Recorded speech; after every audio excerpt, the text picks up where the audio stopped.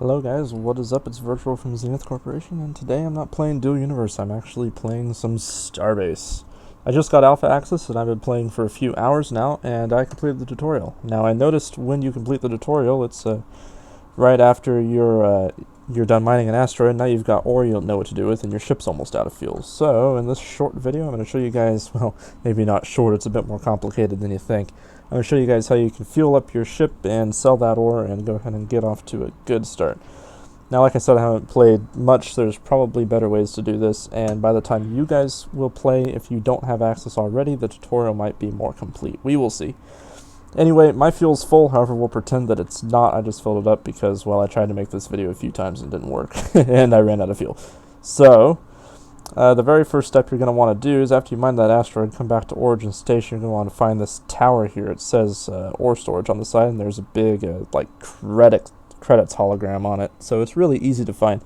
But anyway, this tower has little platforms on it. They're too small to be landing pads, unfortunately. But these little platforms have little docking nodes, and this is the location where you can store and or sell your ore. So I'm just going to bring my ship right up over here so I can do that. Now keep in mind, if you're low on fuel, you can turn your generator off to conserve fuel. However, then you'll be running on battery power. In the default speeder, the batteries do not last very long. You'll get like a couple kilometers of flight out of the batteries, but it's enough that if you're in trouble, you can help yourself out. Also, turning the generator off, of course, saves some fuel. And furthermore, if you do end up running out of power, your ship will stop.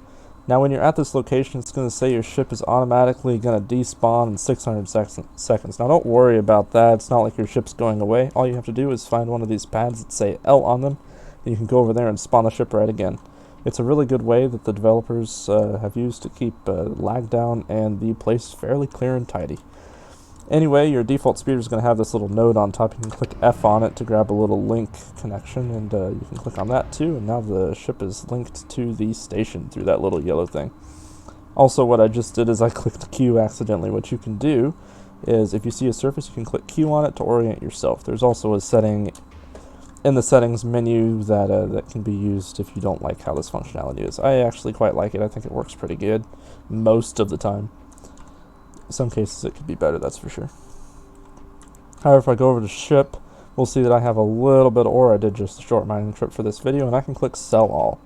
Now I have some credits because I've been screwing around for a little bit now, but if you fill your ship up, you'll probably get about this much credit.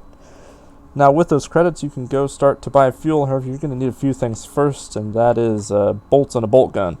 So just go ahead and unlink your ship. This isn't critical, but I'm a little bit OCD, so go ahead and hop back into your ship. Hopefully you've got enough battery power. If you don't, there is a propellant thing here. You can click buy all, and your ship will automatically be filled with propellant and power.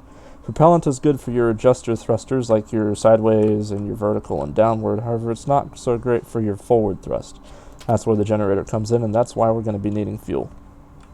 Anyway, I'm going to go ahead and get away from this little location, and I believe I'm on the bottom of the station. We will look at that in just a second, and please excuse my driving. I need practice. You guys will be able to tell. Yeah, we're on the bottom of the station. So I'm just going to sneak it up through here, I think.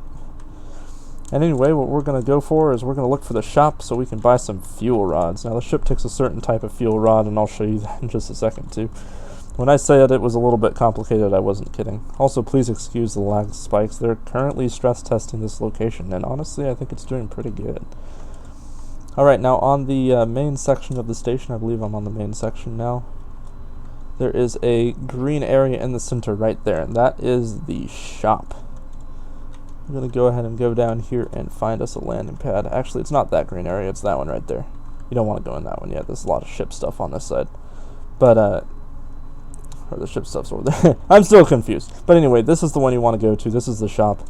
And next to it has some refill stations, which you got to buy your fuel rods. So I'm just going to go ahead and bring my ship right down here and bring it to a stop on this landing pad. Now keep in mind, if you are running on battery power, to conserve your power, because you might be drifting in space. Either way, you can always despawn your ship if you're close enough to the station, so that's really nice. Go ahead and come in here. Drop it down on the marketplace, and I'm going to go ahead and despawn it. You don't have to. I'm going to, so that I can show you guys how you can how you can respawn it too. Just this is a beginner tutorial. I think the information will be useful for you all. Go ahead and land here, orient ourselves. This does take a little bit to load in if you were a little farther away. They're currently working on this stuff. The things take a little while to load. That's alright.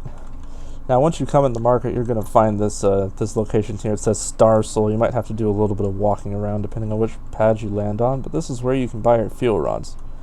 On the other side of the Star Soul sign, and I'll look around too once this is loaded a little bit more, you can see fuels. So this is the fuel you want. You're going to want, I'm not even going to try to pronounce that, but you're going to want this cheaper kind of fuel for your default ship, and just go ahead and buy a couple rods. If you buy them and put them in storage, that's the best way. Inventory is not really a good idea. I'll show you guys why that is later. So I'm just going to go ahead and buy those. As you can see, it automatically pulled credits from my bank, and now I have fuel rods in here. I had a few fuel rods to begin with, so that's alright. Whew! We're not done yet. Now that we have fuel rods, you're going to want to come over here to the bolt area.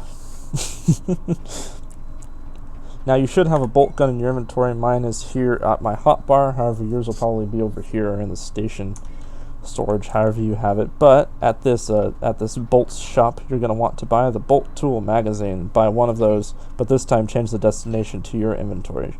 Go ahead and click buy, and you'll be all done.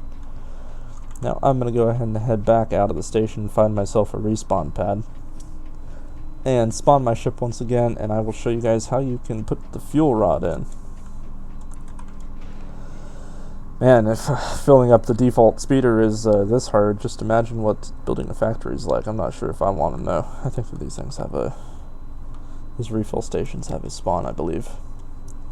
Now it might say refill, but you can only refill your electricity and propellant conveniently. Alright, jetpack is really slow, but I'm going to go ahead and drop down here. Use the back sign, select my default speeder, and click spawn. Right in front of the sign appears my speeder. Now in your 600-second time limit, you're going to need to carry this out. Go ahead and drag your bolt gun down to your toolbar, and if you haven't already loaded bolts, it should automatically load. Otherwise, R is the reload key. Now the default speeder, this right here, is your fuel cell, and as you can see, it's bolted in with 4 bolts. To remove all 4 bolts, all you need to do is hold down your right click on one of them. Takes a little bit of time, and then they're out. I clear my hand, and now we can move stuff around by clicking E. So if I click E, I can pull out my thing. Alright, I'll pull out this fuel rod. Now I can either just leave the fuel rod sitting around, or I can click E again once to grab the fuel rod, and I can click P to store it in my station storage. Now to put the fuel rod, a new fuel rod in, you're going to want to grab one of those fuel rods that you just bought. You can see some stats on it down there, and just drop it out your inventory like so. Now that it's out your inventory, you're going to want to click E on it, but you need to click E on it from the back or this won't work. Now there's different settings for this E mode, and there's snapping, alright? So to toggle your snapping, you can click C. So as you can see, if I click C, it no longer snaps to anything.